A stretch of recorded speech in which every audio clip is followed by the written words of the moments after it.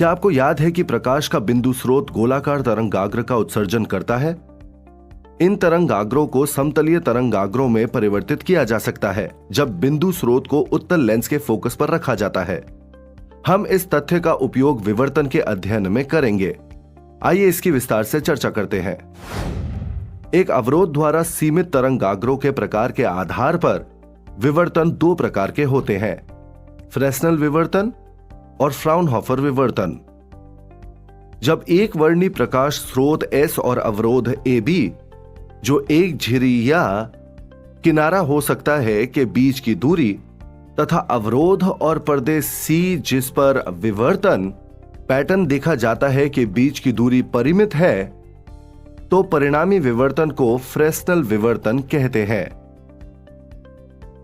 Fresnel विवर्तन में तरंगाग्र या तो बेलनाकार या गोलाकार होते हैं। यदि झिरी AB पर आपतित प्रकाश अनंत दूरी से आ रहा है और पर्दे C तथा अवरोध AB के बीच की दूरी भी अनंत है, तो परिणामी विवर्तन फ्राउनहोफर विवर्तन कहलाता है। प्रयोगशाला में फ्राउनहोफर विवर्तन का निरीक्षण करने के लिए प्रायोगिक व्यवस्था यहां दिखाई गई है। इस व्यवस्था में प्रकाश स्रोत को उत्तल लेंस के फोकस तल पर रखा जाता है। इसलिए उत्तल लेंस से निकलने वाले तरंगाग्र समतल तरंगाग्र बन जाते हैं, अर्थात स्रोत को अब अनंत दूरी पर प्रभावी रूप से बदल दिया जाता है। ये समतल तरंगाग्र अब झिरी AB पर आपतित होते हैं और इससे विवर्तित होते हैं। फिर से एक अनंत दूरी पर विवर्तन को प्रभावी ढंग से देखने के लिए विवर्तित किरणें उत्तल लेंस पर प्राप्त होती हैं और एक पर्दे पर फोकसित होती हैं, जिसे लेंस के फोकल तल पर रखा जाता है, जैसा कि दिखाया गया है।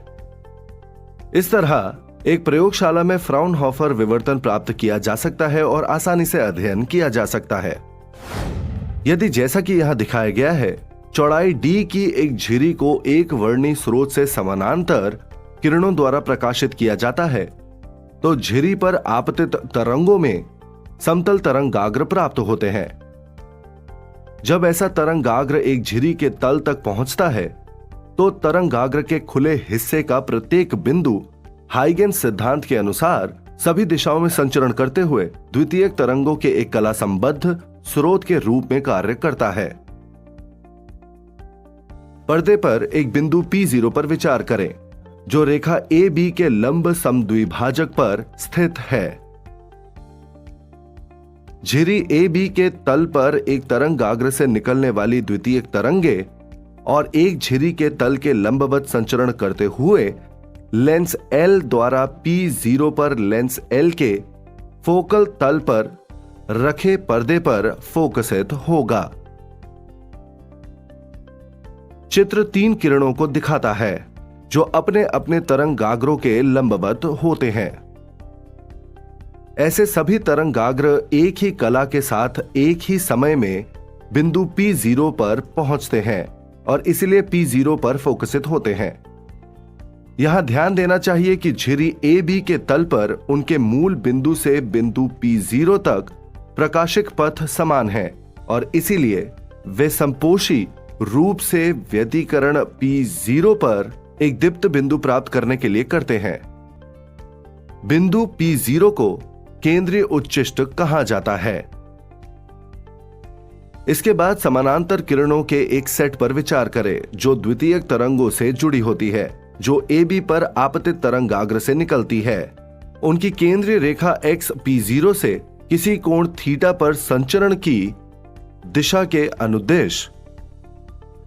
इन किरणों के बीच प्रकाशिक पथांतर की गणना निम्नानुसार की जा सकती है। आइए झिरी को दो बराबर भाग में विभाजित करते हैं, जो है AX = BX, जो कि बराबर है D/2 के। A से AM को BL पर लंबवत खींचिए। ये लंबवत केंद्रीय वेक्टर XP1 को Y पर काटता है। अब खंड AP1, YP1, MP1 के लिए प्रकाशिक पथ लंबाई सभी समान है। इसीलिए पथांतर वेक्टर BP1 और वेक्टर AP1 के बीच BM के बराबर है और XP1 और AP1 के बीच पथांतर XY है। मान लीजिए कोण थीटा लेते हैं। इस प्रकार की BM is equal to lambda.